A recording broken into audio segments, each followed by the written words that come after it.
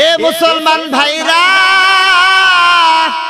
আমার বাবাজিরা, দুই হাত দিয়া তরবারি ধরে রাখা যখন সংকলন হচ্ছে না, এইবার হাতটা কাঁপতেছে হযরতে ওমরের। আল্লাহ নবীর চেহারার দিকে তাকায়া হযরতে ওমর যেন পাগল হয়ে গেছে।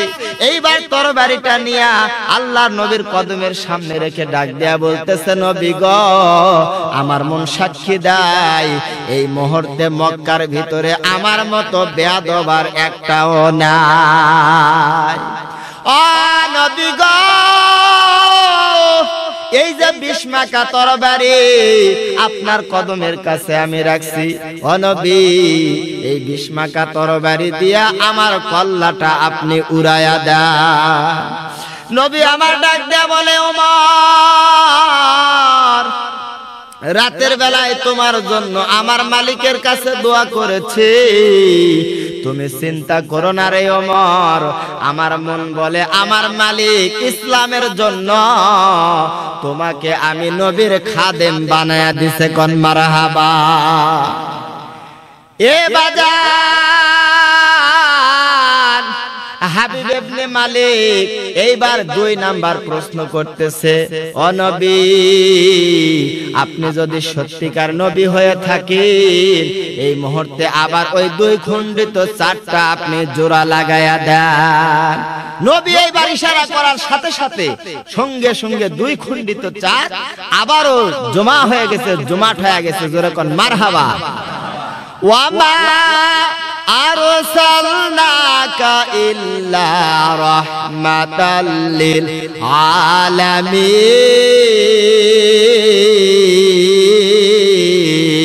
আল্লাহু আকবার। আমার ভাইরা, আমার বন্ধুরা, এইবার নবী সাহাবীদের দিকে তাকায়া দেখতেছে। আল্লাহর দুনিয়া বুঝিয়া শুনিয়া মানুষ ইমানের পথে চলা, ইমানদার তুমি, সংগ্রামী তুমি, বিপ্লবী তুমি, বজ্র কণ্ঠে বল, জাগো মুজাহিদ, ভেঙে দাও নিদ, গাও ইসলামের গান।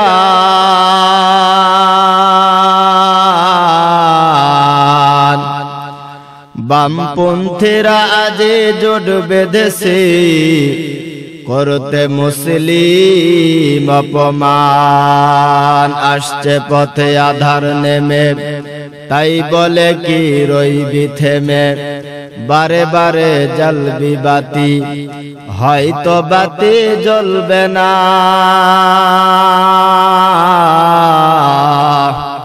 তাই বলে তো ভীরুর মতো বসে থাকলে চলবে না। সবাই কালেমা পড়েন, লা ইলাহা ইল্লাল্লাহ, লা ইলাহা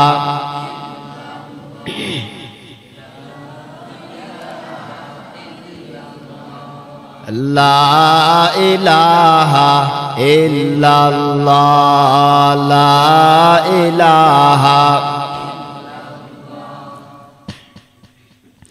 ऐ बेरादर गर तू हंसते हक तलब, जुज़्बे फरमाने खुदा मक शाहलाब, ला इलाहा इल्लल्लाह, ला इलाहा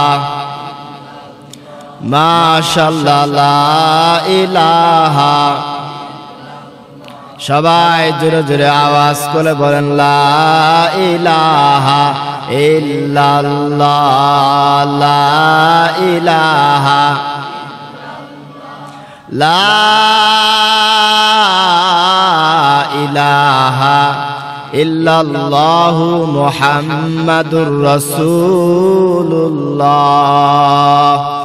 সাল্লাল্লাহু আলাইহি ওয়াসাল্লাম। বালাগাল উলা বে কামালিহি,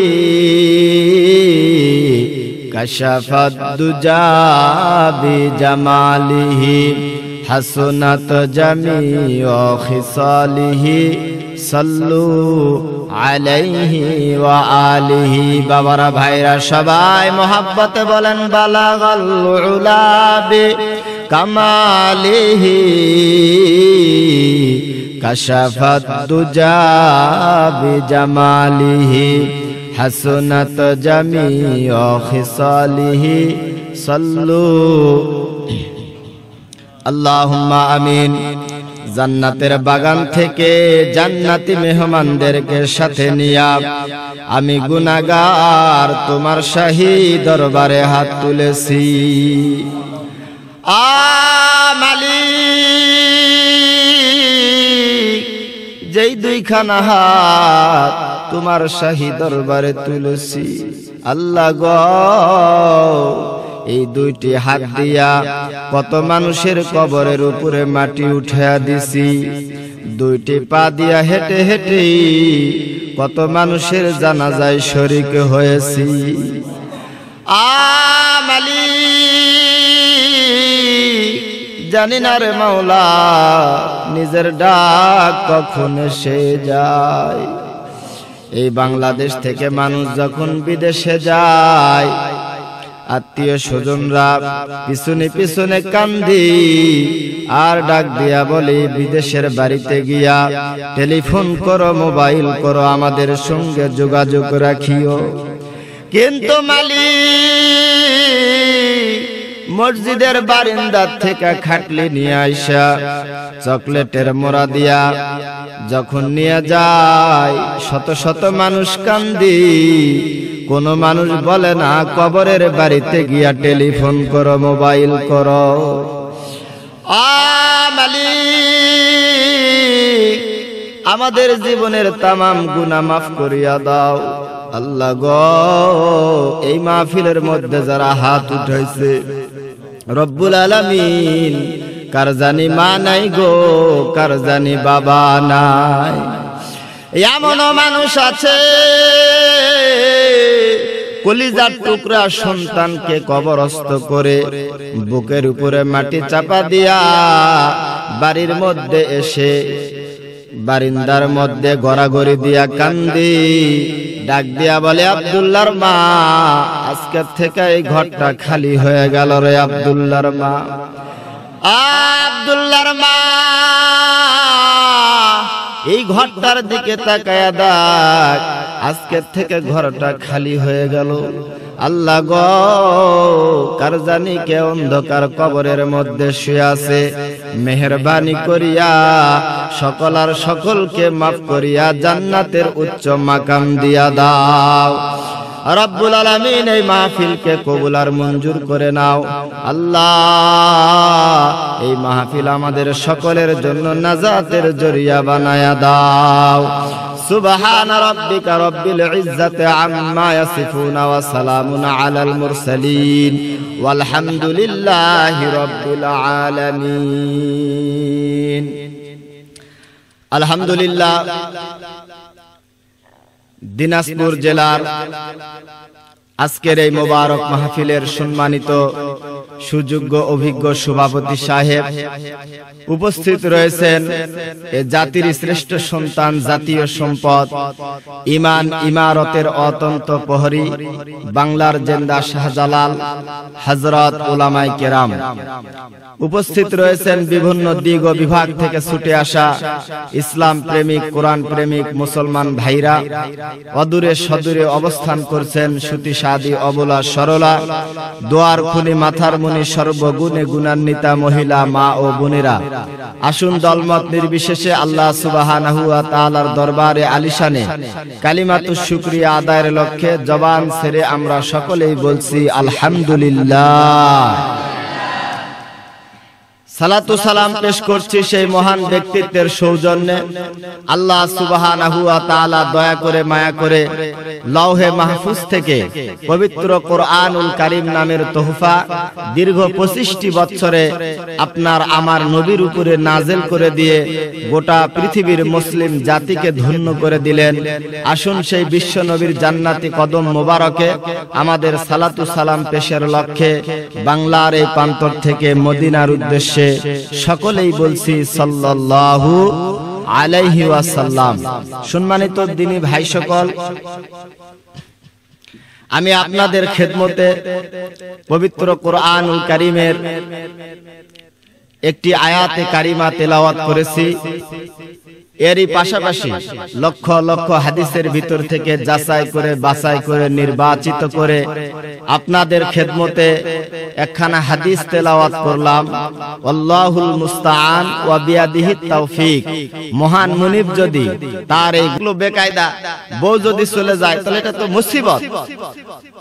এই লোকটা তখন করছে কি, একটা তরবারি হাতের মধ্যে নিয়ে আল্লাহর বান্দা যুদ্ধের ময়দানের দিকে হাঁটি হাঁটি পা পা করে রওনা দিছে। এক পর্যায়ে যুদ্ধ যে ময়দানে হচ্ছে সেখান থেকে দূরে, আর একটু দূরে নিরাপদ একটা জায়গা বেছে নিয়ে আল্লাহর বান্দা ওইখানে দাঁড়ায় আছে। এমন একটা নিরাপদ জায়গা যে জায়গাতে কিয়ামত পর্যন্ত যদি দাঁড়ায় থাকে তার সাথে যুদ্ধ করার জন্য কেউ আসবে না, তারও যুদ্ধ করার জন্য যাওয়া লাগবে না। এমন একটা নিরাপদ জায়গা বেছে নিয়ে আল্লাহর বান্দা তরবারিটা এইভাবে কয়েকবার ঘুরে করার পরে বলতেছে, আল্লাহ তুমি তো দেখলা ইসলামকে টিকাইবার জন্য, ইসলামকে বিজয় করবার জন্য কত কষ্ট, কত মুজাহাদানা আমি করলাম। সম্মানিত ভাইরা, যুদ্ধ এক পর্যায়ে শেষ। কিছু মানুষ শহীদ, কিছু মানুষ গাজী। যারা গাজী তারা বাড়ির দিকে ফিরে গেছে, আর যারা শহীদ তাদেরকে ময়দানের এক পার্শ্বে তাদেরকে এরকম কি সারিবদ্ধভাবে কাপড় দিয়ে ঢাকা রাখছে।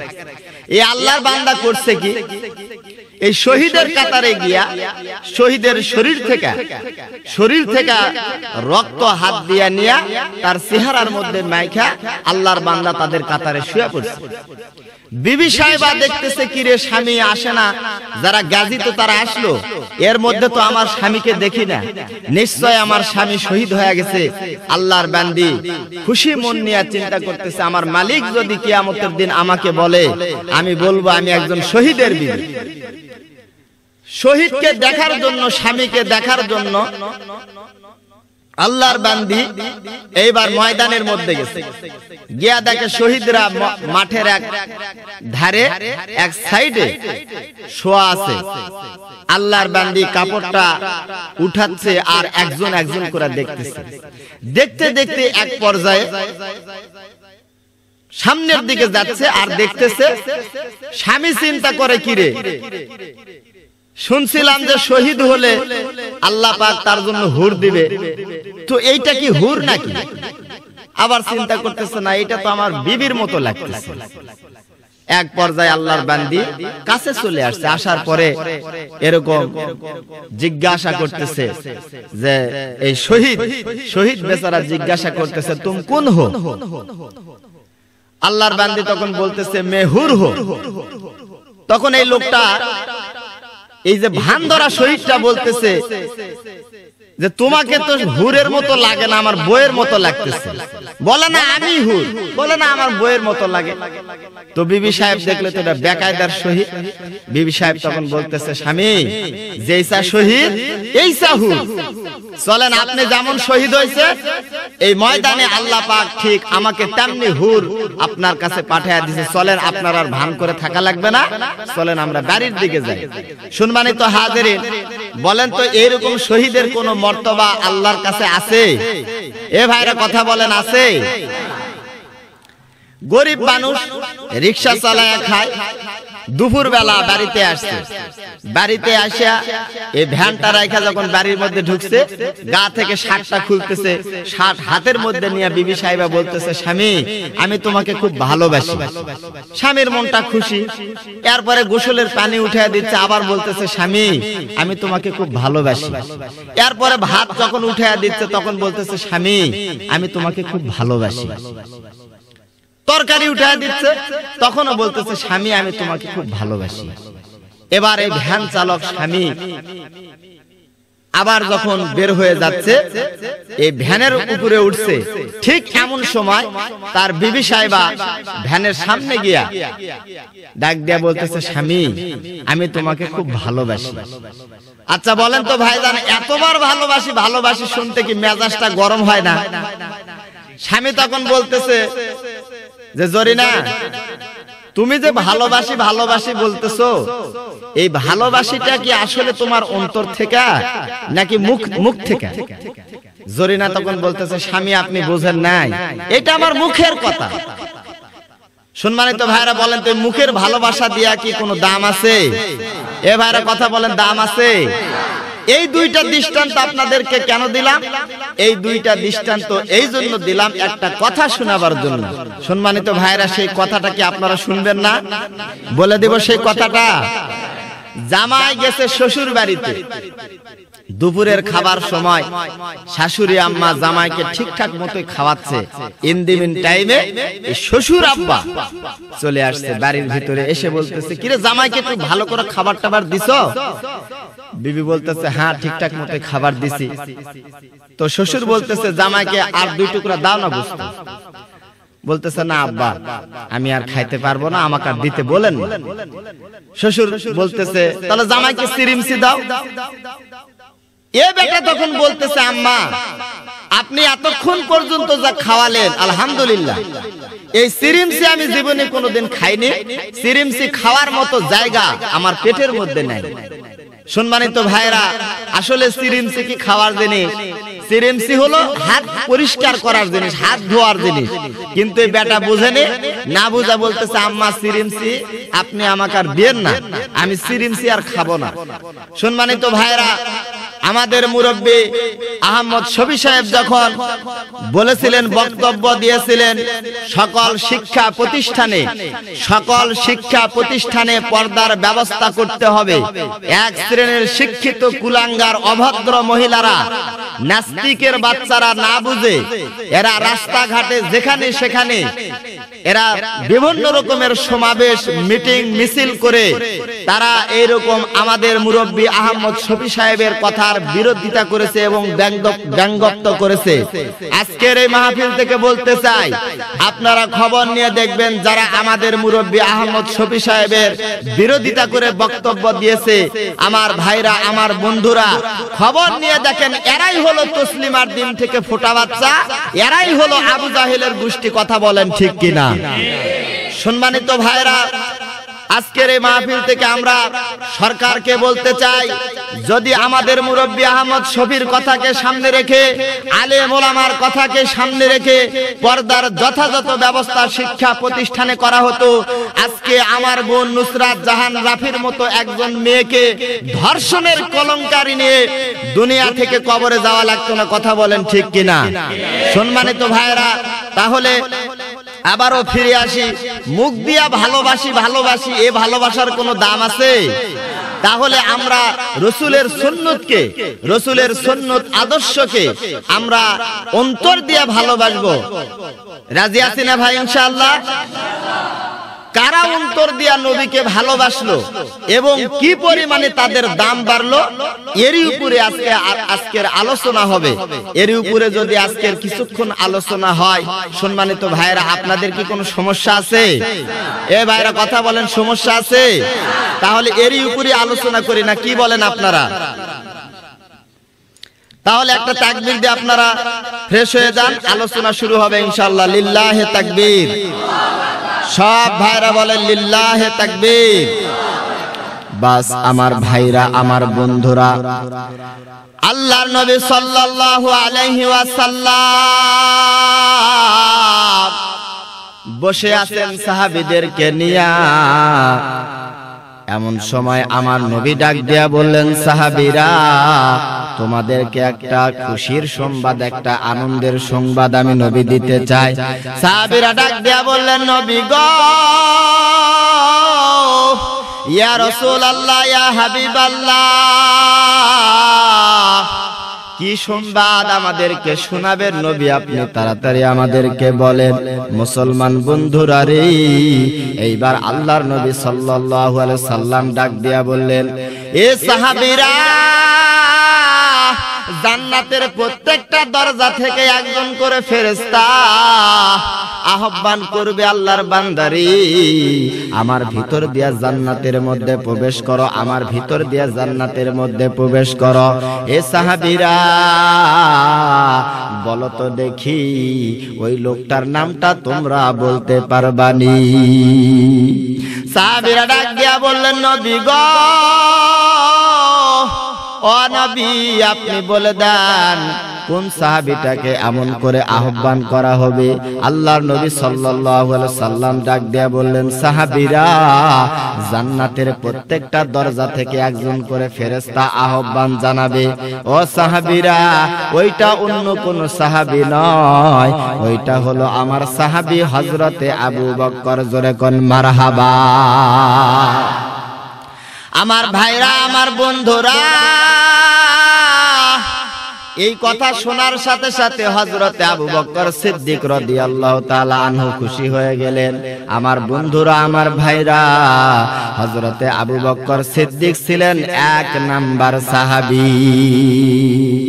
4 জন বড় বড় সাহাবী ছিলেন, তার মধ্যে হযরতে আবু বকর সিদ্দিক রাদিয়াল্লাহু তাআলা আনহু উনি ছিলেন 1 নাম্বারের সাহাবী। জোরে কোন মারহাবা। সম্মানিত ভাইরা, 1 নাম্বার সাহাবী যিনি হয় তার কি আলাদা কি একটু গুণ থাকে না? যদি 1 নাম্বার মাদ্রাসার ছাত্র 1 নাম্বার হয়, স্কুলের ছাত্র 1 নাম্বার হয়, তার কিন্তু আলাদা একটা বৈশিষ্ট্য থাকে না? কি বলেন আপনারা? তাহলে আবু বকর সিদ্দিক রাদিয়াল্লাহু তাআলা আনহু উনি যে 1 নাম্বার সাহাবী, ওনার কি আলাদা কি গুণ নাই? এ ভাইরা কথা বলেন, আলাদা গুণ আছে না নাই? আল্লাহর নবী সাল্লাল্লাহু আলাইহি ওয়াসাল্লাম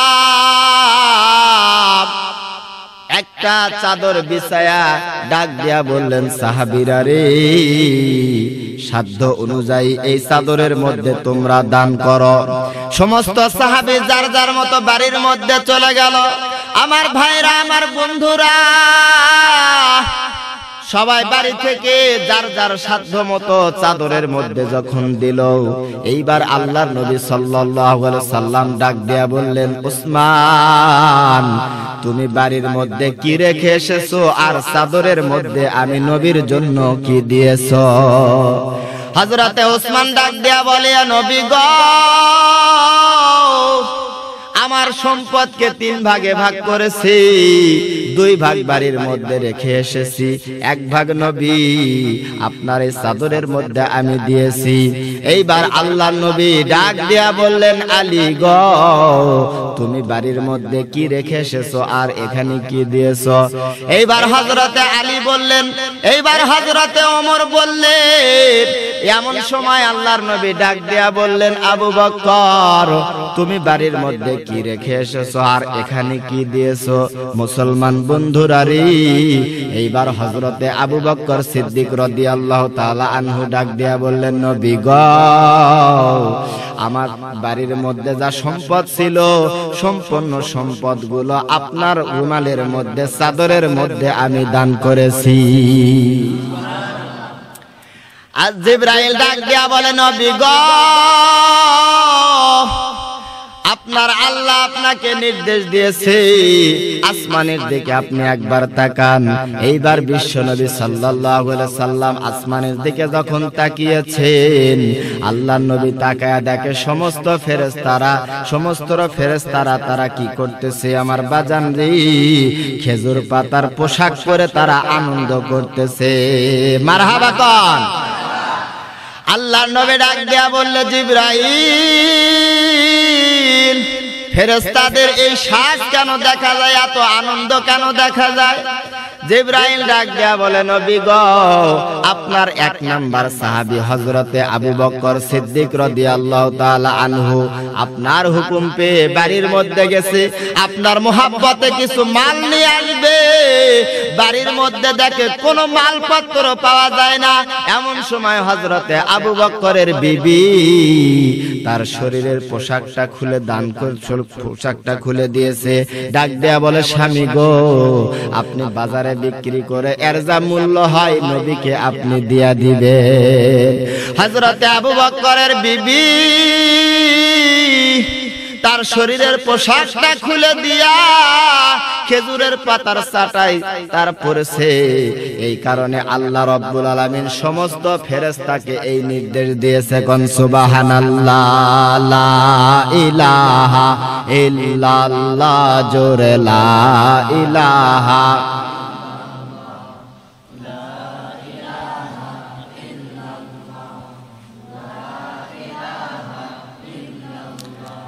লা ইলাহা লা ইলাহা। আমার ভাইরা, আমার বন্ধুরা, এক নাম্বার সাহাবী হযরতে আবু বকর। আল্লাহর নবী একদিন ডাক দেয়া বলতেছে, আবু বকর, এই মক্কা ছেড়ে যেদিন আমি মদিনাতে হিজরত করে যাব, ও আবু বকর, তুমি কিন্তু আমার হিজরতের সাথী হবে। 6 মাস পরে আল্লাহর নবী রাতের বেলায় আবু বকরের দরজায় গিয়ে আস্তে করে ঠোকা দিছে, আস্তে করে ডাক দিছে। সঙ্গে সঙ্গে আল্লাহর নবীর 1 নাম্বার সাহাবী হযরতে আবু বকর দরজা খুলে দিয়েছে। আল্লাহর নবী ডাক দেয়া বলে, আবু বকর, এত ধীরে ডাক দিলাম, এরপরেও সঙ্গে সঙ্গে তুমি দরজা খুললা, তার মানে তুমি কি ঘুমাও নাই? হযরতে আবু বকর ডাক দেয়া বলে, নবী গো, ইয়া রাসূলুল্লাহ, ইয়া হাবিবাল্লাহ, আজ থেকে 6 মাস আগে যখন আপনি আমাকে বলেছেন, আমি আবু বকর আল্লাহর কসম করে বলি, আমার পিঠটা বিছানার সঙ্গে 6 মাস হলো আমি লাগাই নাই। জোরে কোন মারহাবা। হযরতে আবু বকর সিদ্দিক ডাক দিয়া বললেন, নবী গো, বিছানার সঙ্গে পিঠ লাগাই নাই। আমি আবু বকর যদি ঘুমায়া যায়, আমার দয়ার নবী, মায়ার নবী এসে ডাক দিবে। আমি যদি দরজা খুলতে দেরি করি, আল্লাহর নবী কষ্ট পাবে, আল্লাহ আমাকে মাফ করবে না। এইবার হযরত আবু বকর সিদ্দিক রাদিয়াল্লাহু তাআলা আনহুকে সঙ্গে নিয়ে আমার নবী রওনা দিলেন। নবী আমার এক পর্যায়ে হযরতে আবু বকর সিদ্দিককে সাথে নিয়ে একটা গুহার মধ্যে ঢুকলেন। এ মুসলমান বন্ধুরা, নবী আমার ক্লান্ত হয়ে গেছে। আল্লাহর নবীর 1 নাম্বার সাহাবী হযরতে আবু বকর সিদ্দিক রাদিয়াল্লাহু তাআলা আনহু ডাক দিয়া বললেন, নবী গো, আপনার মাথাটা আমার উরুর উপরে রাখেন, আপনি একটু বিশ্রাম করেন। আল্লাহর নবী সাল্লাল্লাহু আলাইহি সাল্লাম যখন মাথাটা উরুর উপর রেখেছে, সঙ্গে সঙ্গে আল্লাহ রাব্বুল আলামিন নবীর চোখের মধ্যে ঘুম দান করেছে। হযরত আবু বকর এবার গুহার এই দিক সেই দিক তাকায়া দেখে, ছোট ছোট বড় বড় কিছু গর্ত দেখা যায়। এইবার আল্লাহর নবীর 1 নাম্বার সাহাবী হযরতে আবু বকর তার শরীর থেকে চাদরটা টান দিয়া নিয়া গর্তের মুখগুলা বন্ধ করতেছে। এমন সময় চাদরটা ফুরে গেছে। আল্লাহর নবীর সাহাবী হযরতে আবু বকর তাকায়া দেখে, আর একটা গর্তের মুখ এখনো বাকি আছে। এইবার আল্লাহর নবীর সাহাবী চিন্তা করলেন, একটা পুরাতন গর্ত, পুরাতন গুহা, এই গর্তের থেকে কোন একটা বিষাক্ত প্রাণী এসে আমার নবীকে যদি কামড় দেয়, তাহলে নবী কষ্ট পাবে, আমার আল্লাহ আমাকে মাফ করবে না। এইবার আল্লাহর নবীর সাহাবী হযরতে আবু বকর তার একটা পা যখন গর্তের মুখের মধ্যে লাগায়া দিছে, এমন সময় বিষাক্ত একটা কি জানি হযরতে আবু বকরের পায়ের মধ্যে কামড় দিছে। কোন আল্লাহু আকবার। হযরত আবু বকর চিন্তা করলেন, না না, পা সরান যাবে না, যদি পা সরাই বিষাক্ত পানিটা এসে আমার নবীকে কামড় দিবে। হযরত আবু বকর পা সরায় না, বিষাক্ত কি জানি একটা আবার কামড় দিছে। বিষের যন্ত্রণায় হযরতে আবু বকর সিদ্দিকের শরীরটা থরথর করে কাঁপে। হযরত আবু বকর সিদ্দিক রাদিয়াল্লাহু তাআলা আনহু সহ্য করতে পারে না। এমন সময় চোখের কোনা দিয়া 2 ফোঁটা পানি আমার নবীর চেহারার মধ্যে পড়েছে। নবী আমার লাফ দিয়া উঠছে, তাকায়া দেখে আল্লাহর নবীর এক নাম্বার সাহাবী হযরত আবু বকর কাঁদতেছে। আল্লাহর নবী ডাক দেয়া বলে, আবু বকর রে, তোমার কি পরিবারের কথা মনে পড়ছে নাকি?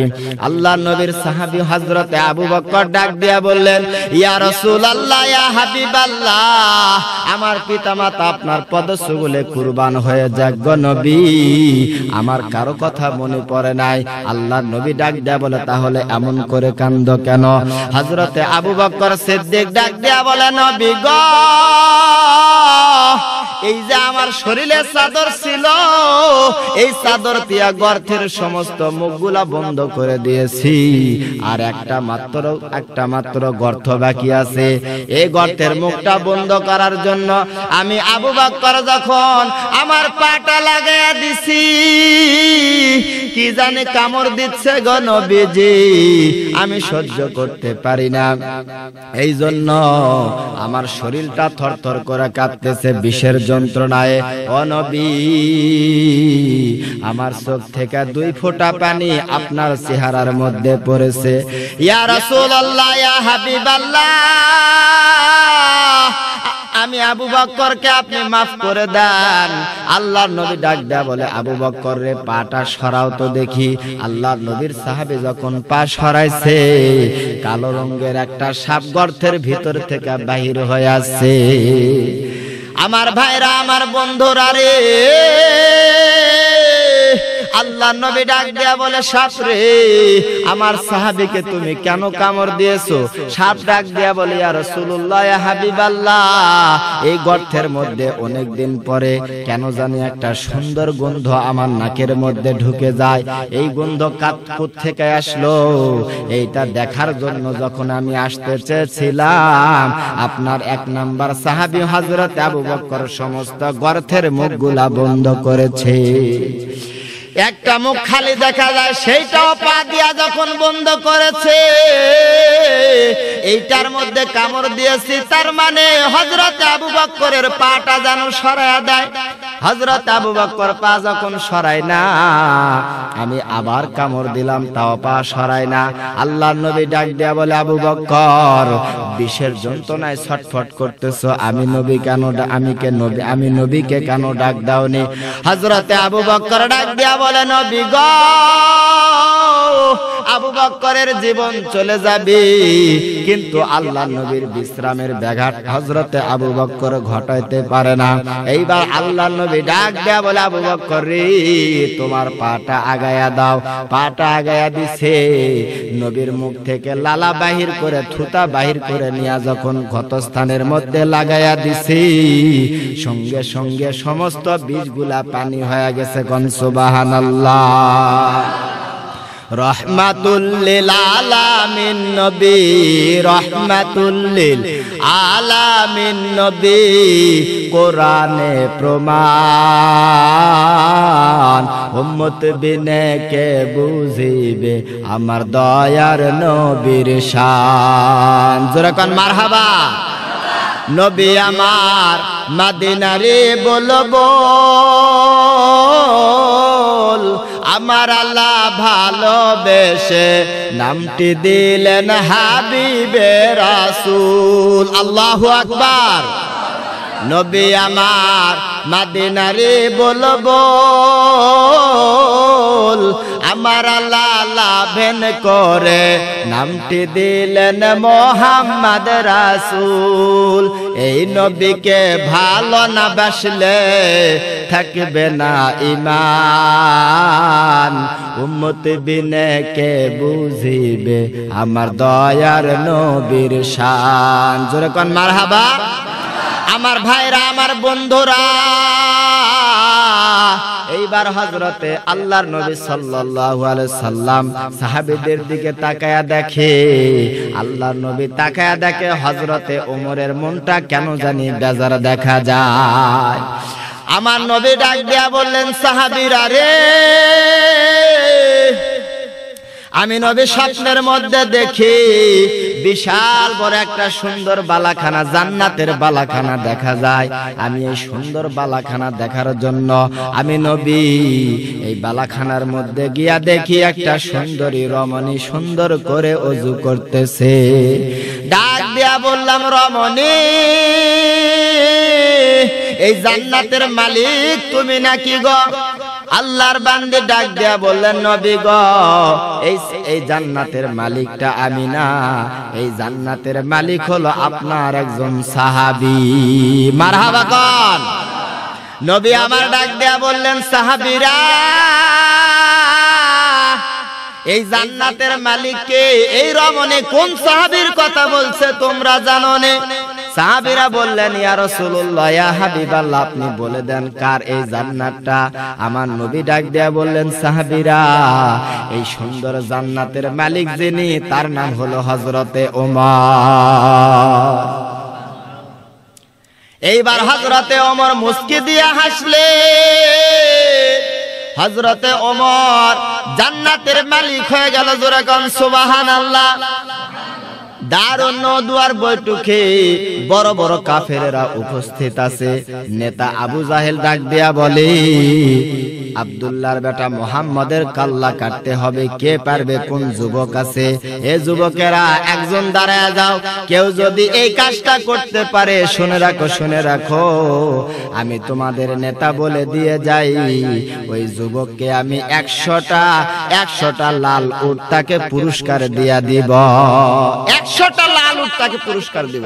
কোন যুবক, কোন একটা যুবক মাথা নাড়ায় না, কেউ উঠে না। এমন সময় মক্কার একজন কুখ্যাত টপ সম্রাট খাত্তাবের বেটা ওমর দাঁড়িয়ে বললেন, নেতা, আমি আছি, আমি এই কাজটা পারবো। সম্মানিত ভাইরা, আল্লাহর নবীর কল্লা কাটার জন্য হযরতে ওমর ইয়ামান প্রদেশের তরবারি, বিশমাকা তরবারি নিয়ে আল্লাহর বান্দা এইবার রওনা দিয়ে চলে যাচ্ছে। মসজিদে নববীর কাছে গেছে, দেখে একটা হ্যাংলা মার্কা, গায়ের মধ্যে কোনো গোস্ত নাই, মসজিদে নববীর দরজার মধ্যে দাঁড়ায় আছে। হযরতে ওমর গিয়া বললেন, এ বেটা, এই ঘরের মধ্যে কি মুহাম্মদ আছে? আল্লাহর বান্দা জোরে একটা কষা ধমক দিয়ে বলল, সেটা বেদব কোথাকার, তুমি কার নামে এইভাবে বেদবের মতো উচ্চারণ করো? খাত্তাবের বেটা ওমর বলতেছে, বেটা তুই কি আমাকে চিনিস? আমি কে? আমি খাত্তাবের বেটা ওমর। মক্কার সব মানুষ আমাকে দেখে ভয় পায়। আল্লাহর বান্দা নবীর সাহাবী বললেন, হযরতে ওমর, এ খাত্তাবের বেটা ওমর, তোমাকে আমি ভালো করে চিনি। তোমাকে ভয় করতাম তখন যখন আমার অন্তরের ভিতরে লাত উজ্জাত মানাতের যখন আমার কি ছিল, যখন আমার অন্তরের মধ্যে ছিল, তখন আমি তোমাকে ভয় করতাম। কিন্তু যেই দিন থেকে এই সমস্ত মাটির মূর্তিগুলা, মাটির দেবতাগুলাকে ডিলিট দিয়া যখন আমার অন্তরের মধ্যে এক আল্লাহ আর নবীর মোহাব্বত যেদিন থেকে আমার এই মেমোরির মধ্যে ঢুকিয়েছি, সেই দিন থেকে তুমি ওমরকে ভয় করার 4 পয়সার কোনো টাইম নাই। জোরে কোন সুবহানাল্লাহ। আল্লাহর নবী ডাক দিয়া বললেন, সাহাবী, কার সঙ্গে এমন করে তর্ক করতেছো? আল্লাহর নবীর সাহাবী বললেন, ইয়া রাসূলুল্লাহ, ইয়া হাবিবাল্লাহ, এই যে তাকায়া দেখেন গো নবী, খাত্তাবের বেটা ওমর বেয়াদবের মতো আপনার নামটা উচ্চারণ করে। আল্লাহর নবী ডাক দেয়া বলে, সাহাবী রে, খাত্তাবের বেটা ওমরকে আসতে দাও। এইবার হযরত ওমর বিশমাকা তরবারি নিয়ে আল্লাহর নবীর কল্লা কাটার জন্য মসজিদে নববীর মধ্যে যখন যাচ্ছে, নবীর পাশে দুই পাশে দুইজন সাহাবী বসে আছে। দুইজন সাহাবী ডাক দেয়া বলে, নবী গো, আপনি যদি আমাদেরকে হুকুম দেন, খাত্তাবের বেটা ওমরকে এই মুহূর্তে উড়াইয়া দিব। নবী আমার ডাক দেয়া বলে, সাহাবীরা, তোমরা তাড়াহুড়া করো না, ওমরকে আসতে দাও। আমার ভাইরা, আমার বন্ধুরা, হযরতে ওমর এইবার বিশমাকা তরবারি এক হাতের মধ্যে ধরে আছে। আল্লাহর নবীর চাঁদমাকা চেহারার দিকে তাকায়া হযরতে ওমর যেন নবীর প্রেমে পড়ে গেছে। কোন মারহাবা। আবু জাহেল ইয়ামান দেশে খবর পাঠিয়েছে হাবিব ইবনে মালিক নামের একজন কাফেরের কাছে, ডাক দিয়া বলে হাবিব ইবনে মালিকের কাছে পত্র লেখো। পত্র লেখা জানাইছে, বন্ধু আমার এই মক্কাতে একজনকে খুন করতে হবে, তাড়াতাড়ি 1000 সৈন্য নিয়ে তুমি চলে আসো। আমার ভাইরা আমার বন্ধুরা হাবিব ইবনে মালিকের কাছে যখন পত্র গেছে, হাবিব ইবনে মালিক 1000 সৈন্য নিয়ে যখন আসতেছে, আবু জাহেল নেতা আমার ভাইরা আমার বন্ধুরা আবু কুবাইস পাহাড়ের উপরে 2টা স্বর্ণের চেয়ার দিয়া রাখছে। একটা চেয়ারের মধ্যে এই আবু জাহেল বসবে, আর একটা চেয়ারের মধ্যে হাবিব ইবনে মালিক বসবে। আল্লাহর নবী সাল্লাল্লাহু আলাইহি ওয়াসাল্লাম আমার ভাইরা আমার বন্ধুরা ক্লান্ত শরীর নিয়ে চাচা আমির হামজার ঘরের মধ্যে বিশ্রাম করতেছে। এ বাজার হাবিব ইবনে মালিক 1000 সৈন্য নিয়ে চলে আসছে। আমার ভাইরা আমার বন্ধুরা আবু কুবাইস পাহাড়ের উপরে হাবিব ইবনে মালিককে বসতে দিয়া এইবার 4 জন লোককে 4 জন কাফেরকে পাঠায়া দিছে, তাড়াতাড়ি মুহাম্মদকে ধরে নিয়ে আসো। ধরে নিয়ে আসতে 4 জন যখন কাফের চলে গেছে, হাবিব ইবনে মালিক ডাক দেয়া বলে, এ বন্ধু আবু জাহিল, এই লোকটার সাথে তোমার দুশমন কি? এই লোকটা কে? ডাক দেয়া বলে, এই লোকটা হলো আমার ভাতিজা এতিম নবী মুহাম্মদ। এ বাজার 4 জন কাফের নবীর ঘরের কাছে গিয়া যখন ডাক দিচ্ছে মুহাম্মদ আসনি, এমন সময় আরেকটা দরজা দিয়া আমির হামজার বিবি আল্লাহ নবীর চাচি গিয়া ডাক দিয়া বলতেছে, মুহাম্মদ এই ঘর থেকে তুমি বাহির হবে না বাবা। এ মুহাম্মদ আমি খবর পেয়েছি 1000 সৈন্য নিয়া হাবিব ইবনে মালিক তোমাকে মারার জন্য আসছে। আমার নবী দরজা খুলে দেখে 4 জন কাফের দাঁড়ায় আছে। ডাক দেয়া বলে, তোমার নাম মুহাম্মদ? নবী বললেন, হ্যাঁ আমার নাম মুহাম্মদ। কাফেররা বলে, তাড়াতাড়ি আমাদের সঙ্গে যাইতে হবে, আমাদের নেতা তোমাকে ডাকছে। এইবার আল্লাহর নবী 4 জনের সাথে যাচ্ছে, সামনে 2 জন পিছনে 2 জন। কাফেররা পাহারা দিয়ে আবু কুবাইস পাহাড়ের উপরে নিয়ে যাচ্ছে। আমার ভাইরা আমার বন্ধুরা 2টি চেয়ারের মাঝখানে আমার নবী যখন দাঁড়িয়েছে, হাবিব ইবনে মালিক নবীর চেহারার দিকে একবার তাকায়, আর একবার আসমানের দিকে তাকায়। জোরে কোন মারহাবা। আবু জাহেল ডাক দেয়া বলে, বন্ধু এই যে আকাশের দিকে তাকাও একবার, আর এতিম নবী মুহাম্মাদের দিকে একবার তাকাও, কারণ কি? হাবিব ইবনে মালিক ডাক দেয়া বলে, বন্ধুরে নবীর চেহারার দিকে একবার তাকায়া আসমানের দিকে তাকাইছি, ওই চাঁদটার দিকে তাকায়া দেখি চাঁদের গায়ের মধ্যে কিছু কলঙ্ক দেখা যায়, কিন্তু এই এতিম নবী মুহাম্মাদের চেহারার মধ্যে কোনো দাগ দেখা যায় না। কোন মারহাবা। ডাক দেয়া বলে, বন্ধু এই লোকটাকে মারতে হবে। হাবিব ইবনে মালিক ডাক দেয়া বলে, আমার 2টা প্রশ্ন আছে। জোরে বলেন, কয়টা প্রশ্ন? 2টা প্রশ্ন আমি করব। আবু জাহেল ডাক দেয়া বলে, কোনো প্রশ্ন করা লাগবে না, তাড়াতাড়ি খতম করে দাও। আমার ভাইরা আমার বন্ধুরা এইবার হাবিব ইবনে মালিক ডাক দেয়া বলে, 2টা প্রশ্ন না করি আমি এই নবীকে কোন রকম কোনো আঘাত করতে পারবো না। এইবার হাবিব ইবনে মালিক ডাক দেয়া বলে, এতিম মুহাম্মদ 1 নাম্বার প্রশ্ন, তুমি যদি সত্যিকার নবী হয়ে থাকো, আকাশের ওই চাঁদটা তুমি 2 খণ্ডিত করে দাও। আমার ভাইরা আমার বন্ধুরা আমার নবী যখন শাহাদাত আঙ্গুল দিয়া যেই মাত্র ইশারা করেছে, আল্লাহর কুদরতি নিজাম সঙ্গে সঙ্গে চাঁদটা 2 খণ্ডিত হয়ে গেছে। তার নাম হলো হযরতে উসমান। আমার ভাইরা আমার বন্ধুরা নবী আমার রহমতের নবী, নবী আমার বন্ধুরা রে, রাস্তা দিয়া যখন যাচ্ছে এমন সময় আবু জাহেল আমার নবীকে ডাকছে।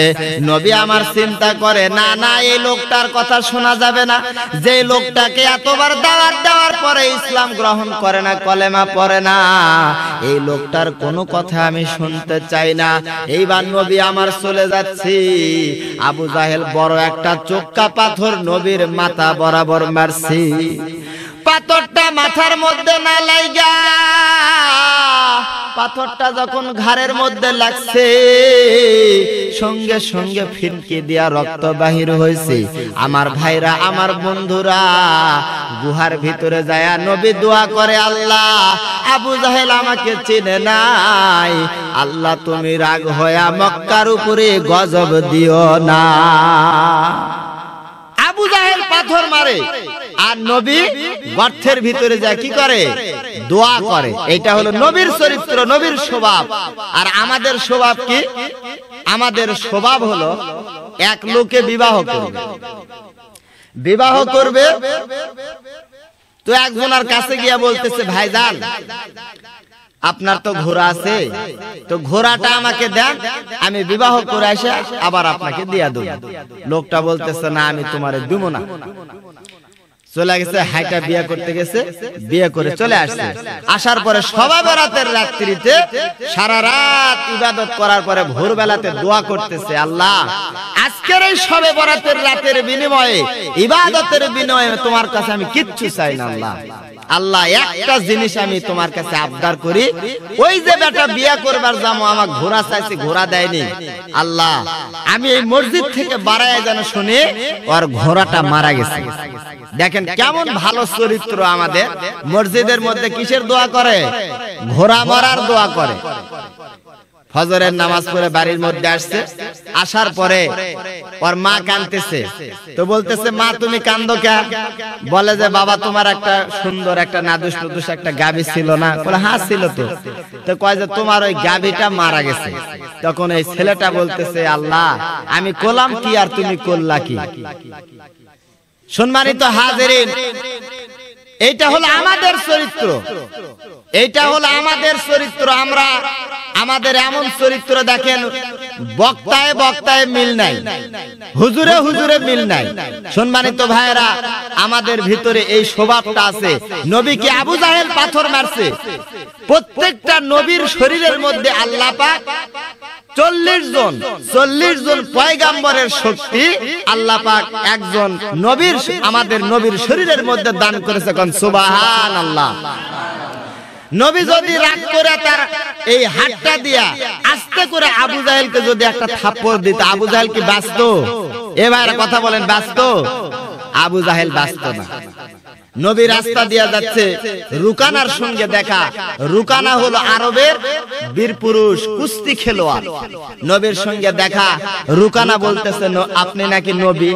আপনি যদি নবী হয়ে থাকেন তো আমার পিঠটা একটু মাটির মধ্যে আপনি ঠাকান তো দেখি। নবী বললেন, এখনই দিব নাকি? রুকানা চিন্তা করে, কি রে এমন কথা, এমন সাহস তো আমি রুকানার সঙ্গে কেউ দেখাইতে পারে না। ডরের চোটে রুকানা বলতেছে, আজকে না, আগামী সোমবারে। রুকানা বাড়িতে গেছে, যাওয়ার পরে রোস্ট খাচ্ছে, রুকানা ডিম খাচ্ছে, রুকানা দুধ খাচ্ছে, বিভিন্ন রকমের শক্তিধর খাদ্য রুকানা খাচ্ছে। সোমবারের দিনে রুকানা চলে আসছে এবং পুরা আরবের মধ্যে এলান হয়ে গেছে যে সোমবারের দিন আব্দুল্লাহর বেটা মুহাম্মাদের সাথে রুকানার কুস্তি হবে। হাজার হাজার মানুষ চলে আসছে কুস্তি দেখার জন্য। একজন সাহাবী বললেন, ইয়া রাসূলুল্লাহ আজকে তো সোমবার, আপনার কি মনে নাই? বলে, কেন মনে থাকবে? সাহাবী বলে, আজকে না রুকানার সঙ্গে আপনার কুস্তি লড়ার দিন। নবী বলে, ও আমার তো মনেই নাই। নবী এক গিলাস পানিও পর্যন্ত খায় নাই। জোরে কোন মারহাবা। ময়দানের মধ্যে গেছে, মানুষেরা চিন্তা করতেছে রুকানার সঙ্গে কুস্তি লড়ার জন্য মুহাম্মদ আসছে, আজকে তো মুহাম্মাদের 12টা বাজবে। আমার নবী দয়ার নবী মায়ার নবী, তার শরীরের মধ্যে কত শক্তি রুকানা জানে না, মানুষ জানে না তো। নবী আমার বললেন রুকানা তাহলে কি কুস্তি শুরু করব? রুকানা বললেন জি শুরু করেন। আল্লাহর নবী বাম হাত দিয়া রুকানাকে এইভাবে তার গলাটা যখন ধরছে, ধরে যখন রুকানাকে জাগায় তুলছে, রুকানার দুই পা এরকম লুলার মতো এরকম নড়াচড়া করতেছে। রুকানা বলতেছে নবী আমি প্রস্তুতি, আমাকে আরেকবার এগেইন চান্স দেওয়া হোক, সেকেন্ড চান্স আমাকে দেওয়া হোক। নবী বললেন ঠিক আছে। আবার নবী বাম হাত দিয়া ধরলেন, রুকানার এই দুই পাটা আবার লুলার মতো এরকম ভাবে কি নাড়তেছে। সম্মানিত ভাইরা, তিনবার পর্যন্ত রুকানাকে বাম হাত দিয়া জাগায় তুলছে, একবারও আমার নবী ডান হাত লাগায় না। জোরে কোন মারহাবা। বর্ণনার মধ্যে আসছে যে রুকানা তখন মুসলমান হয়ে গেছে, আর এক বর্ণনার মধ্যে আসছে রুকানা তখনও মুসলমান হয় নাই। সম্মানিত ভাইয়েরা, নবীর গায়ে তাহলে কত শক্তি। আবু জাহেলকে উল্টা যদি একটা থাপ্পড় দিত, বলেন তো আবু জাহেলের কি বাসন ছিল? কিন্তু নবী কিচ্ছু বলে নাই। নবী কি করতেছে? গুহার ভিতরে যায় দোয়া করতেছে। আমার ভাইরা, আমার বন্ধুরা, আল্লাহর নবী সাল্লাল্লাহু আলাইহি সাল্লাম এইবার তাকায়া দেখি হযরতে আলীর মনটা বেজার দেখা যায়। আমার নবী ডাক দেয়া বলে, এ সাহাবীরা, আমার জান্নাতের সামনে কার জান্নাত হবে তোমরা জানোনি? সাহাবীরা বললেন, নবী গো আপনি বলে দেন কোন সাহাবীর জান্নাতটা আপনার জান্নাতের সামনে হবে? আমার নবী ডাক দেয়া বললেন, সাহাবীরা, যার জান্নাতটা আমার সামনে জান্নাতের সামনে হবে এইটা আর অন্য কোন সাহাবী নয়, এইটা হলো হযরতে আলী কারামুল্লাহ ওয়াজহু। হযরতে আলীর জান্নাতটা হবে আমার জান্নাতের সামনে। আমার ভাইরা, আমার বন্ধুরা, আলী কত বড় সাহাবী, জান্নাতের সর্দার হযরতে হাসান হুসাইন, হযরতে হাসান হুসাইনের পিতা হযরতে আলী কারামুল্লাহ ওয়াজহু। আমার ভাইরা, আমার বন্ধুরা, জান্নাতের সর্দারিনী মা ফাতেমা, নবীর কলিজার টুকরা মা ফাতেমা রাদিয়াল্লাহু তাআলা আনহার স্বামী হযরতে আলী। এ মুসলমান বন্ধুরা,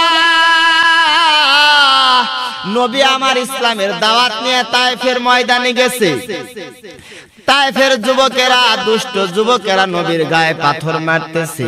এই পাথরের আঘাতে আমার নবীর শরীরটা এইবারে রক্তারক্তি হয়ে গেছে। এ বাজান, রক্ত দিয়া শরীরটা যখন লাল হয়ে গেছে, আমার নবী এই শরীরটা নিয়ে নবী বাড়ির মধ্যে আসছি। বাড়ির মধ্যে আসার সাথে সাথে নবীর মেয়ে কুলসুম, উম্মে কুলসুম ডাক দেয়া বলে, আব্বা গো, কেন আপনি এই তায়েফের জমিনে গিয়েছেন? হে মুসলমান ভাইরা, এইবার রুকায়া নবীর মেয়ে ডাক দেয়া বলে, আব্বা গো, আপনি কেন তায়েফের ময়দানে গেছেন? হে মুসলমান ভাইরা, জয়নাব বলে, নবী গো, আপনি কেন তায়েফের ময়দানে গেছেন? কিন্তু নবী আমার তাকায়া দেখে সবাই কথা কয়, কিন্তু মা ফাতেমা কথা কয় না। আল্লাহর নবী ডাক দেয়া বলে, মা, ও ফাতেমা, তুমি যে কিচ্ছু কও না। আল্লাহর নবীর মেয়ে ফাতেমা ডাক দেয়া বলে, আব্বা গো, আপনি একটু ভিতরে আসেন। আমার নবী যখন ভিতরে গেছে, দরজাটা বন্ধ করে দিয়া মা ফাতেমা রাদিয়াল্লাহু তাআলা আনহু, আমার বন্ধুরা, নবীকে ডাক দেয়া বললেন, আব্বা, আপনি আমার উরুর উপরে মাথা দিয়ে একটু ঘুমান। নবী যখন ঘুমায়া গেছে, এইবার আল্লাহর নবীর মেয়ে ফাতেমা নবীর শরীর থেকে, ক্ষত জায়গা থেকে পাথরগুলা বাহির করা জয়তুনের তেলগুলা, গরম গুঁড়ো তেলগুলা ওই ক্ষত জায়গার মধ্যে লাগায়া দিচ্ছে। আমার নবী এইবার ঘুমায়া গেছে। ঘুমের মধ্যে দেখে মা আমিনা আল্লাহর নবীর সামনে আসছে। এইবার আল্লাহর নবী স্বপ্নের ভিতরে হাতটা ধরছে, মা আমিনার হাতটা ধরছে। মা আমিনার হাতটা ধরে ডাক দিয়া বলে, মা গো, এত পরে কেন আপনি আসলেন? ও মা, আমি নবী বড় কষ্ট পাই গো মা, তুমি এত পরে কেন আসলা? এ মুসলমান বন্ধুরা, এইবার নবীর মেয়ের ফাতেমা হঠাৎ করে চোখের এক ফোঁটা পানি যখন নবীর চেহারার মধ্যে পড়ছে, নবীর ঘুম ভেঙে গেছে। এইবার নবী তাকায়া দেখে স্বপ্নের মধ্যে যে হাতটা আমিনা ধরছে, ওই হাতটা নবী আমার মা ফাতেমার হাত ধরে কাঁদতেছে। ডাক দিয়া বলে, ফাতেমা, আজকের থেকে তুমি আমার মেয়ে না, আজকের থেকে তুমি আমার মা, তুমি আমার মা ফাতেমা। জোরে কোন মারহাবা। লা ইলাহা, জোরে লা ইলাহা, লা ইলাহা ইল্লাল্লাহ, জোরে লা ইলাহা, লা ইলাহা। আমার মুসলমান বন্ধুরা, এইবার নবী আমার সাহাবীদের দিকে তাকায়া দেখি হযরতে আবু তালহা তার হাতটা এইভাবে নাড়াচাড়া করতেছে। এ মুসলমান বন্ধুরা, আর তাকায়া দেখে হযরতে জুবায়ের নবীর দিকে মনটা বেজার করে তাকায় আছে। আমার ভাইরা, আমার বন্ধুরা, আবু তালহা কেন হাতটা এইরকম করতেছে?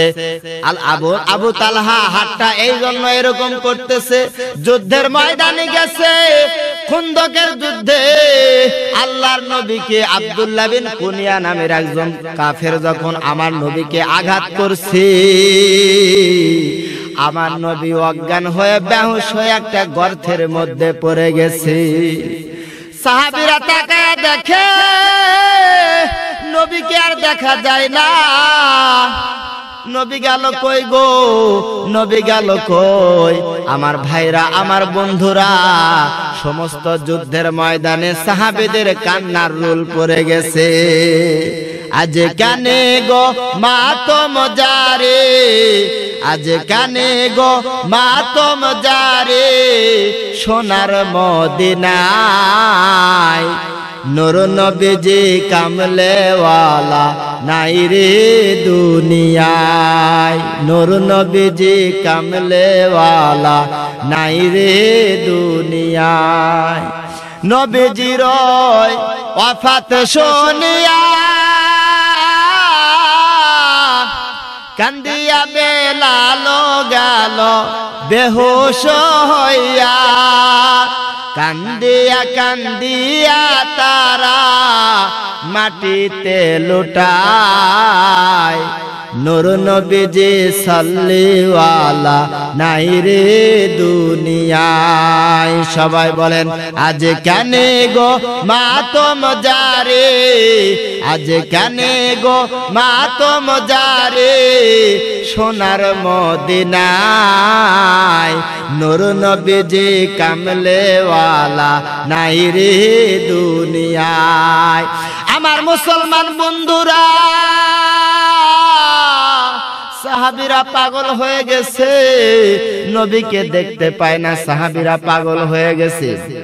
এমন সময় একটা সাহাবী গর্তের দিকে তাকায়া দেখে আমার দয়ার নবী, মায়ার নবী গর্তের মধ্যে পড়ে আছে। নবীকে যখন গর্ত থেকে উঠানো হয়েছে, এ মুসলমান বন্ধুরা, এইবার সাহাবীরা লক্ষ্য করে দেখে গো, নবী এখনো মরে নাই, কিন্তু নবীর মাথার মধ্যে হেলমেটটা ভেঙে নবীর মাথার মধ্যে লোহার কড়াটা ঢুইকা গেছে। আমার ভাইরা, আমার বন্ধুরা, একজন সাহাবী কামড় দিয়া লোহার কড়াটা উঠাইছে। নবী আমার উঠতে চাই। সাহাবীরা ডাক দেয়া বলে, নবী গো আপনি মাথা উঁচু করবেন না, কাফেরেরা আপনাকে তীর মারবে। এইবার সমস্ত সাহাবী যখন নবীকে ঘেরাও করে নিছে, কাফেরেরা তীর মারার সুযোগ পায় না। এইবার কাফেরেরা চিন্তা করলো, না এইভাবে নবীকে তীর মারলে হবে না, উপর দিক থেকে তীর মারতে হবে। উপর দিক থেকে যখন কাফেরেরা তীর মারে, আবু তালহা তার হাতটা চুম্বকের মতো করে এইভাবে ব্যবহার করতেছে। যেই দিক থেকে তীর আসে, আবু তালহা তার হাতটা দিয়া তীর ছানতে এমন একটা পর্যায়ে আসছে, আবু তালহার হাতটা, আমার ভাইরা আমার বন্ধুরা, আবু তালহার হাতটা যেন প্যারালাইসিস হয়ে গেছে। আবু তালহার হাতটা উঠাইতে পারে না, হাতটা নাড়াইতে পারে না। আল্লাহ নবী ডাক দেয়া বলে, আবু তালহারে তোমার হাতটা আগায়া দাও, আমি নবী তোমার হাতটা ছুঁয়ে দিই, আল্লাহ ভালো করে দিবে। আবু তালহা ডাক দেয়া বলে, নবী গো আমার হাতটা ভালো করতে চাই না। নবী আমার ডাক দেয়া বলে, কেন ভালো করতে চাও না? আবু তালহা ডাক দেয়া বলে, নবী গো হাসরের ময়দান যখন কায়েম হয়ে যাবে, আল্লাহ যখন আমাকে ডাক দেয়া বলবে, আবু তালহা রে কি নিয়ে হাসরের ময়দানে এসেছ? আমি আবু তালহা ডাক দেয়া বলবো, নবী গো ও আল্লাহ, আমি ডাক দেয়া বলবো, আল্লাহ তোমার নবীকে বাঁচাইতে গিয়ে আমি আবু তালহার হাতটা প্যারালাইসিস করে দিয়েছি। আল্লাহ যদি ডাক দেয়া বলে, আবু তালহা এর বিনিময়ে কি চাও? আমি ডাক দিয়া বলবো, গো নবীজি আমি ডাক দিয়া আমার আল্লাহকে বলবো, আল্লাহ এই হাতের বিনিময়ে আমি আবু তালহাকে জান্নাত দাও। জোরে কোন মারহাবা। এ মুসলমান বন্ধুরা, জুবাইরের মনটা খারাপ দেখা যায়। আমার নবী ডাক দেয়া বলে, সাহাবীরা রে, এ সাহাবীরা জান্নাতের ভিতরে আমার 2টা খাদেম হবে, আল্লাহ আমাকে 2টা খাদেম দিবে। এ সাহাবীরা তোমরা জানো নে কোন 2 সাহাবী আমার খাদেম হবে? আল্লাহ নবী সাহাবীরা বললেন, নবী গো আপনি আমাদেরকে বলে দেন। আল্লাহ নবী ডাক দেয়া বললেন, 2 জন সাহাবী আমার খাদেম হবে, এইটা অন্য কোন সাহাবী নয়। 1 নাম্বার হলো আবু তালহা, 2 নাম্বার হলো জুবায়ের। মারহাবা কোন? আমার ভাইরা আমার বন্ধুরা, নবী আমার রহমতের নবী গুহার মধ্যে গিয়ে সিজদায় পড়ে কাঁদতেছে। আমির হামজা নবীর চাচা জঙ্গলে গেছে শিকার করার জন্য। এমন সময় তাকায়া দেখে একটা হরিণী আমির হামজার কাছ দিয়া যখন দৌড় দিয়া যায়, আমির হামজা যখন তীর ধরেছে, হরিণটার জবান খুলে গেছে। হরিণ ডাক দিয়া বলে, আমির হামজা আমাকে মারার কোনো দরকার নাই, আমি তোমাদের বাড়িতেই যাচ্ছি, ওখানে গিয়ে তুমি আমাকে মারবে। আমির হামজা নবীর চাচা ডাক দিয়া বলে, আমাদের বাড়িতে কেন যাও? হরিণটা ডাক দিয়া বলে, নবীর চাচা ও আমির হামজা, আপনার ভাতিজাকে আবু জাহেল পাথর মেরে রক্তাক্ত করেছে। এই কথা শোনার সাথে সাথে আমির হামজা দৌড় দিয়া বাড়ির মধ্যে গেছে। বাড়ির মধ্যে ভাতিজাকে তালাশ করে যখন পায় না, এইবার পাহাড়ের গুহার মধ্যে গেছে, গিয়া দেখে নবী আমার সিজদার মধ্যে পড়ে আছে। আমির হামজা নবীর চাচা ডাক দিয়া বলে, ভাতিজা মাথাটা উঠারে, ভাতিজা মাথাটা উঠা। আবু জাহেলের কত বড় সাহস, আমার এতিম নবী আমার এতিম ভাতিজার গায়ের মধ্যে পাথর মেরেছে। এ মুহাম্মদ তুই সাক্ষী থাক, আবু জাহেলের ওই হাতটা আমি আমির হামজা ভেঙে দিব। নবী আমার ডাক দেয়া বলে, চাচা গো হাতটা ভাঙলে কি হবে? আমি নবী প্রতিশোধ নেওয়ার জন্য পৃথিবীতে আসি নাই। এ বাজার নবীর চাচি ডাক দিয়া বলেছে, স্বামী গো, এই প্রতিশোধ যদি না নিতে পারেন আমি আপনার সঙ্গে ঘর সংসার করব না। নবী আমার ডাক দিয়া বলে, চাচি গো, আমি নবী প্রতিশোধ নেওয়ার জন্য আসি নাই, তাহলে তুমি কি বলতে চাও? নবী আমার ডাক দেয়া বলে, আবু জাহেল আমাকে মারছে, তাতে কোনো আমার আপত্তি নাই, দুঃখ নাই। ও চাচা, ও চাচি, আপনারা যদি কলেমা পড়ে মুসলমান হয়ে যান, আমি নবী এর থেকে বেশি খুশি হয়ে যাব। কোন মারহাবা। ওয়ামা আরসালনাকা ইল্লা রাহমাতাল লিল আলামিন। আল্লাহু আকবার। আমার ভাইরা, আমার বন্ধুরা, আল্লাহর নবী বসে আছে, এমন সময় হযরতে ওমর নবীর সামনে বসে আছে। ডাক দিয়া বলে, ওমর, আমাকে কি পরিমাণ তুমি ভালোবাসো রে ওমর? হযরতে ওমর ডাক দিয়া বললেন, নবী গো, আমার সম্পূর্ণ ব্যবসা বাণিজ্য, আমার সম্পূর্ণ সম্পদের চাইতে আপনাকে আমি ভালোবাসি। আল্লাহর নবী ডাক দিয়া বললেন, না না, তুমি এখনো পরিপূর্ণ মুসলমান হতে পারো নাই। হযরতে ওমর ডাক দিয়া বললেন, নবী গো, তাহলে কেমনে কি করলে আপনাকে আপনার উম্মত হতে পারবো, আপনার মহাব্বতের মানুষ হতে পারবো? আল্লাহর নবী ডাক দিয়া বলে, কোন মানুষ যতক্ষণ তার অন্তর, তার জীবনের চাইতে আমি নবীকে বেশি ভালোবাসবে না, ততক্ষণ পর্যন্ত পরিপূর্ণ মুমিন সে হতে পারবে না। লা ইউমিনু আহাদুকুম হাত্তা আকুনা আহাব্বা ইলাইহি মিন ওয়ালিদিহি ওয়া ওয়ালাদিহি ওয়ান নাসি আজমাইন। আল্লাহু আকবার। হযরতে ওমর কিছুক্ষণ পরে ডাক দিয়া বললেন, নবী গো, আমি আমার জীবনের চাইতে আপনাকে আমি মহব্বত করি। আল্লাহ নবী তখন বললেন, ওমর, তুমি এখন পরিপূর্ণ মুমিন হয়েছে। জোরে কোন মারহাবা, জোরে কোন আল্লাহু আকবার, জোরে বলেন আলহামদুলিল্লাহ। তাহলে আমরা নবীকে মহব্বত করব অন্তর দিয়া। জোরে বলেন কি দিয়া? অন্তর দিয়া ভালোবাসবো, মুখে মুখে ভালোবাসা নাই। আজকে এক শ্রেণীর মানুষ দেখা যায়, যারা মসজিদে মসজিদে মসজিদে মসজিদে মিলাদ দিয়া, কিয়াম দিয়া, মুসল্লিদেরকে জিলাপি খাস্তা দিয়া, দোয়া দিয়া মুসল্লিদেরকে জান্নাতের মধ্যে দিয়ে আসে। সম্মানিত ভাইরা, আমরা বলতে চাই, এই সমস্ত মিলাদ করা মৌলবী, এই সমস্ত মুসল্লিদের কাছে যদি নবীর সুন্নতের বয়ান করা হয়, দেখা যায় তাদের শরীরের মধ্যে জ্বালা উঠে যায়, আগুন ধরে যায়। সম্মানিত ভাইরা, আমরা নবীকে মহব্বত করব, মুখে মুখে নয়। আমরা নবীকে মহব্বত করব, নবীর আদর্শ আমাদের প্রত্যেকটা কর্মে, প্রত্যেকটা কাজে আমরা বাস্তবায়ন করব ইনশাআল্লাহ। আল্লাহ পাক আমাদের সকলকে নবীদের মহব্বত এবং নবীদের আদর্শের উপরে জীবন যাপন করার তৌফিক দান করেন। ওয়া আখির দাওয়ানা আলহামদুলিল্লাহি রাব্বিল আলামিন। আসসালামু আলাইকুম ওয়া রাহমাতুল্লাহি ওয়া বারাকাতুহু।